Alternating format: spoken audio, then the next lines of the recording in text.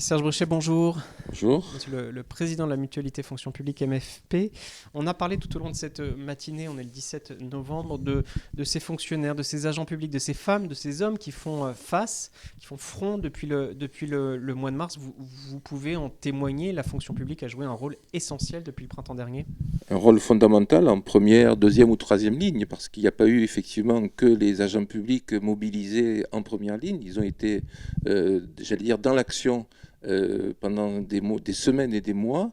Ils le sont encore aujourd'hui et d'une certaine façon, et d'ailleurs la population leur a rendu une certaine forme de reconnaissance, les applaudissements du soir, mais ils ont véritablement été au rendez-vous. Ils ont simplement, j'allais dire, fait leur métier, et fait leur métier ce qu'ils font depuis des années d'ailleurs, un peu dans l'indifférence générale ou parfois souvent dans la critique. Cette fois-ci, ils ont été mis en lumière. J'espère qu'ils ne seront pas oubliés. On a parlé de la place des managers, on a parlé de la place du management. On a vu des agents aller au-delà de leurs prérogatives, faire preuve de réactivité, d'engagement, de solidarité.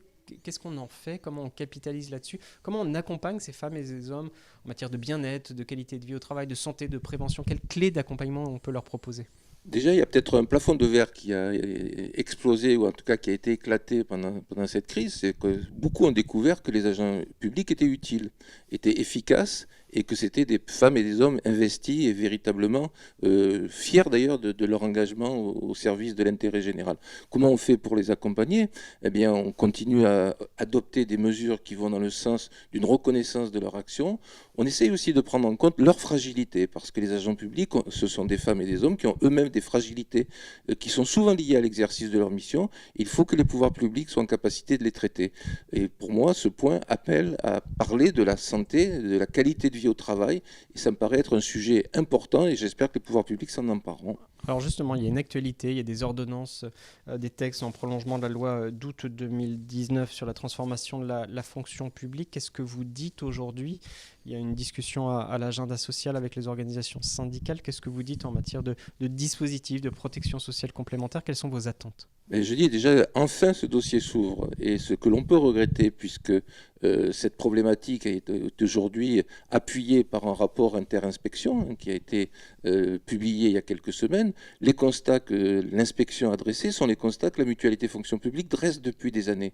Donc on peut se dire qu'il y a eu un petit peu de temps perdu et qu'il faudrait que la ministre, qui a l'air de s'être engagée de façon déterminée, rattrape un petit peu ce temps perdu et surtout propose aux agents publics une véritable protection sociale complémentaire qui est à la fois basée sur les soins, sur la prévention et sur l'accompagnement des femmes et des hommes. Il y a cette question, faut-il une participation employeur obligatoire? Il y a des pour, il y a des contre. On sent qu'il va falloir un peu batailler là-dessus. C'est un sujet de fond, participation obligatoire de l'employeur public. Moi, je veux simplement rappeler que cette participation obligatoire de l'employeur public n'est pas juridiquement liée à la couverture obligatoire. C'est-à-dire qu'on a là un panel de possibilités en respectant la libre adhésion, en respectant les constructions que les agents publics ont bâti depuis des années, au travers notamment de mutuelles professionnelles. Mais je veux dire, il y a vraiment la place à avoir un véritable rattrapage des agents publics par rapport à la situation des salariés de droit privé. C'est une question d'attractivité aussi. On en a parlé ce matin de l'attractivité à un moment où